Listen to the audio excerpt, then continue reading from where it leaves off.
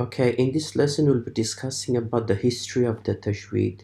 Okay, the writing in the science of the Tajweed actually started in the 2nd century of Islam, right? About 200 years after the death of the Prophet Muhammad, peace be upon him. But it wasn't actually until the 4th century of Islam that the Tajweed started as a separate science by a scholar called Abu Mazahim al-Khaqani.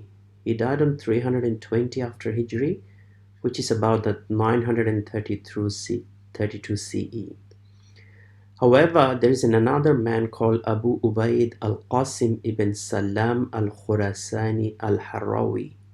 He died on 224 after Hijri, which is 839 CE. He is the first person to develop a recorded science for the Tajweed, giving the rules of the Tajweed its name and putting it into writing along with the Qira'at, which is the recitation of the Qur'an, in his book called Qira'at.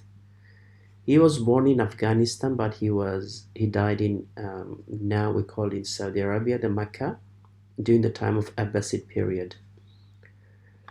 The first scholar we named Abu Mazahim al-Khaqani, he had a poem. That poem was the first of the writing that spoke about the science of Tajweed in a general way.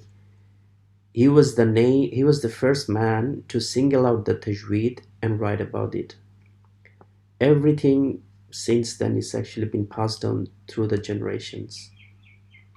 So that the word Tajweed was not commonly used in the early centuries.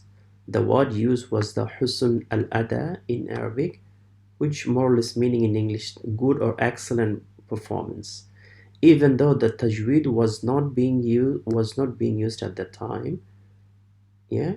So another scholar called Ibn Mujahid, this is narrated by another scholar called the Abu Amr ad-Dani, a great scholar of the Tajweed and Qira'at. He said Ibn Mujahid discussed about the 2 types of mistakes in Tajweed. We call it Lahan in Arabic, where he mentioned the word Tajweed itself. Okay, so which proves that it wasn't actually common at that time.